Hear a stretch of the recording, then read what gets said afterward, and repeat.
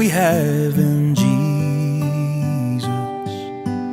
All our sins and griefs to bear. What a privilege to carry everything to God in prayer.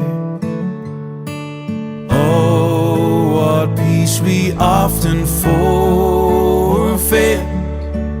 Oh, what needless pain we bear.